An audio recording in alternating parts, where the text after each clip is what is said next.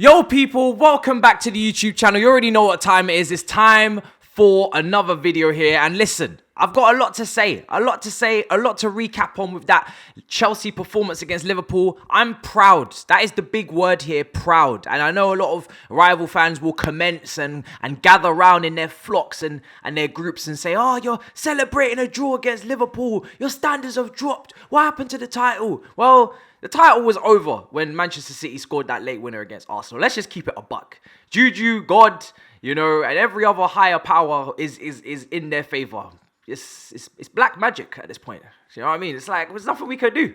It's just have to accept it and keep it moving. The cups are available now. But I was proud of the performance because there has been a lot going on this week. Obviously, as we've been speaking on it on this channel, there was a lot of drama. There was a lot of factors involved, and even just the team in terms of the lack of pace out wide against the most pacey forwards at left wing and right wing in Salah and Mane, who both scored. So they did hit us in this game as we predicted they would. But the character, the fight back, the mentality from the team is something that's regularly in question with new managers and Sarri and Lampard and Conte questioning the team's mentality. But I have to say, under Tuchel, I haven't had to question this team's mentality once. They've always put their best foot forward in these matches, and sometimes it's just the quality that they don't have. They've always tried to get back into these games. They've always tried to play well in these games, but sometimes they just don't have the quality. And that's not down to mentality. That's just down to not having the facilities for it. That's as simple as that. But I want to talk about, obviously, we'll start with Lukaku. I think Tuchel, the way he's dealt with Lukaku, and this is going to be very Tuchel-centric, has been absolutely perfect.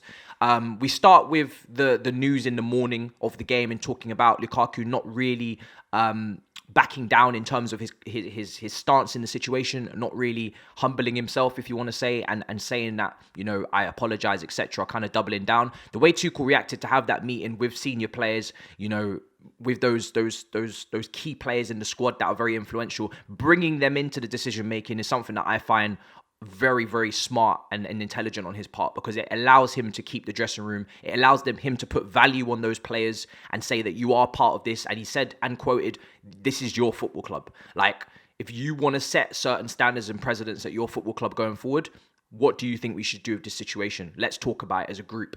And talking with that leadership group only puts some responsibility back on them. It lets them air out their grievances about how they feel about the situation. Me and Saj have spoken about that before in terms of other players in an ecosystem and an environment reacting to, a co-worker, a fellow employee acting out double standards. I've played different positions, this player will say. I've done these commitments to the club. I've been booed by supporters. I've been, left out of games and sent on team buses early. Alonso, I'm talking about here, by Lampard. Jorginho, booed by fans under Sarri. Mount played out of position. Hudson-Odoi, Pulisic played out of position. So many players have sacrificed so many things and kept their mouths shut and been professional. They will have an opinion on this situation as well, and they'll want to give their opinion and their say on how we deal with this as a group going forward. And I think Tuchel was very intelligent for allowing them to come in and get involved in that discussion. If he had gone the other way and maybe he had been more authoritarian, maybe a Sir Alex type manager, and said, I'm going to dictate and control, with that lack of power that I spoke about in the preview, that Pep has, that Klopp has, it could have backfired and he could have split the dressing room. Who knows? It's happened before. So I'm really, really happy with the way he's dealt with it. I think it worked. Obviously, the team got something out of the game. I said before the game I thought we would lose. The crowd were focused on the match. They weren't focused on Lukaku. They weren't focused on him sitting on the bench. They weren't focused on him warming up when he potentially could come on off the bench, which was some people's solution to the situation. He was not in the squad. He was not in the stadium, period. He was actually nowhere to be found. He wasn't even sitting on the bench behind the substitutes, which is where you usually sit when you're not playing. He was nowhere. And I think that was perfect. It was great for the team. It was that camaraderie, that get-together kind of vibe, and let's pull through this and try and get a result. And that's exactly what happened. Chelsea were 2-0 down. They actually played well, I thought. They played well before the goal was conceded. They played well after the goal was conceded. But an individual error from Trevor, which doesn't happen often, allowed them to concede. And, of course, then we're under the cosh. But they fought back from 2-0 down. They managed to put it back to 2-2. And they showed that those fundamental intangibles that you want from your players when the going gets tough. Now, when we talk about Lukaku in his future, and me and Sajid was discussing it before we started, a lot of the reasons why I and Chelsea fans wanted Lukaku at this football club was for the intangibles, not just for the skill, for the leadership, for the commitment to the club, for the age that he is, as in terms of hopefully, you know, giving good role model vibes to the rest of the young attackers. And all of those intangibles that we hope that he would bring, the attitude, all of these things, it's kind of questionable right now. In fact, it's very questionable. All of those intangibles are very questionable. And Lukaku's ability alone is a lot less appetizing and a lot less, in my opinion, valuable to the team. Now, of course, he's a top striker and he's still a key player. But my point is that the guy is not like indispensable now, in my opinion. I just don't believe that. Go for it. People always say they can't hear me, so let me just... Okay. So me and Matisse were having this conversation really quick, just a quick interjection. And with Tuchel going to management and the players to get a finalised team decision on Lukaku not playing, it's scorched earth now. There is no going back. Because now Lukaku isn't just going to feel like it was an issue between him and Tuchel. Now it's a club issue. So when he goes back into that changing room, it's not just going to be him. It's going to be awkward eyes, silent, dry looks back and forth. So at this point, as we were talking before, I mean, I'm only doing this as an outsider perspective. You have to sell him at this point, or something like that has to happen. Go on loan or something, because clearly now it's being shown that we don't want him at this club, or we don't appreciate what you did to the point where we don't want to play with you as a club decision. Where do we go from here?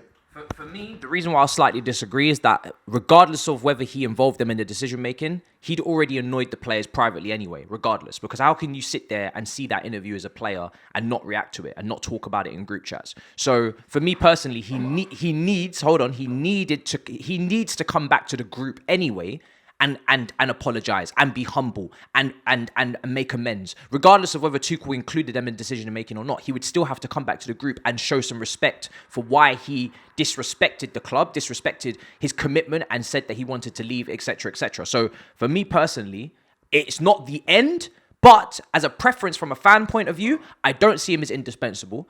I don't have that love, that undying loyalty to him as an individual as I once did. And for me, he's just any other player now. Like, he's lost the intangibles. So if he was to be sold in the summer, I personally wouldn't care. And I think we would be able to move on from this. I keep saying it, and I'll say it every single time. Tuchel is the most important man in the building. If we keep him, we can replace any player. Same with Pep, same with Klopp. Let me hit you with two quick counterpoints. One, so then why were certain people on social media making it seem as if Lukaku's doing the right thing about speaking about... I'm just giving you a point. I'm not saying this. I agree with this either. Why is Tuchel... Lukaku's just speaking out about issues that he needs to speak about when it comes to the club and the issues and the faults, and the players agree as well, but Lukaku's only doing what he needs to do to make the club better. One. And two, are you feeling that from a perspective of Abramovich, he's going to be happy with keeping his £1 million world-class striker out of the team? This is the issue with Chelsea, is we need to stop putting finances, and I know it's not easy, but we need to put that to the side and put respect, code of conduct ahead of that. Because if you start putting finances above code of conduct, you create double standards for players in the squad. If you're a cheap player and you're not worth much, then you can't act a certain way because we can just get rid. But if you are really expensive, then you can do whatever you want. That cannot stand. And to your point of other people's opinions, I disagreed with them vocally, publicly, in spaces, on streams, and we move on. But for me personally, he's not indispensable. He's not the be-all and end-all of this squad, and there are other ways to play. You've shown that with your strike force, the way you move. You don't move with a natural number 9. Liverpool do the same. So and we did move with a natural number 9, but Aguero started bugging. So Pep was like, do you know what? Move on. The team. You're not going to press. Sit on the bench. If you're not going to press, and Aguero, he came back and pressed. Barring that injury that Aguero got, even when he did come back, I was like, Aguero's definitely going to come back into the squad. Pep's like, we're winning games this way. Yeah. I love you. You're a great striker. You're world class. Yeah.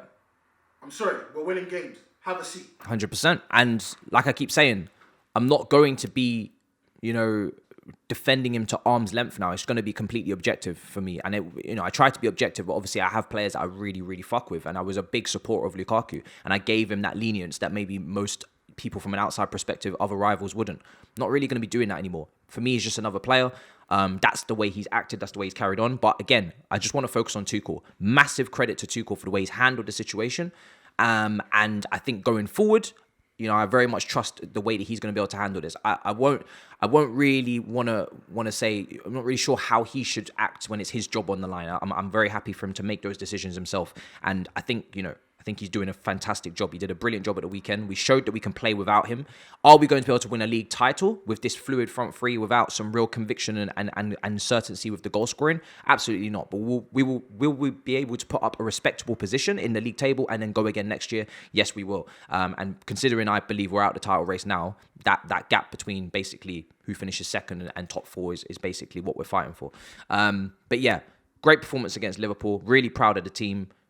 Kovacic was unbelievable. Kante was unbelievable. Kova was good. Unbelievable. I'm an outside fan. Kova was good. Unbelievable. Like People say he's very wishy-washy for the team. Yeah. He was good. Yeah. He was brilliant. And, like I said, I've been speaking about contradictions for a while. Tuchel, people say that Tuchel wasn't, he wasn't disrespected in the interview. Just to conclude, he was. Because when Lukaku came, and this is the massive contradiction, again, in a whole host of contradictions, I can play anywhere. I can play in any position. I can do whatever the manager needs me to do. I can hold up the ball if he needs me to hold up. I can run the channels. Those quotes are there for you to go back and look with his first few interviews at Chelsea Football Club. If Tuchel's listening to that, and if Tuchel's listening to what Lukaku said when they maybe had their private conversations before he signed, I'll use you however then. You said you can be playing in whatever way possible. I'll use you however I want. So when we now use him to hold up the ball, suddenly there's problems and the system is at fault.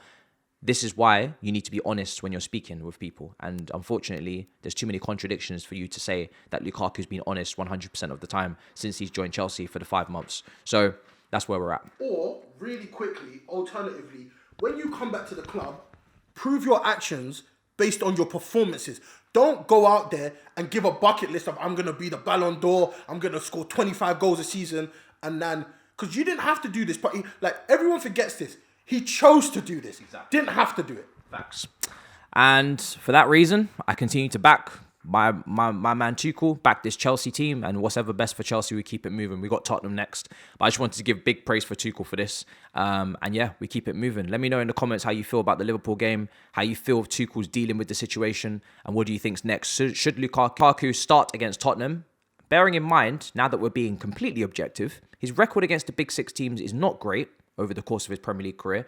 And we had a very good Big Six record under Tuchel before he signed, playing with a pressing style from the front with the fluidity front three. Maybe the smaller games, you could say that's where Lukaku, we really need him for the goal scoring and to break those deadlocks, especially at the home games. But against the big teams, Champions League run, last season, Anfield, Man City record. Do we need Lukaku against Tottenham? Do we need him for this January period?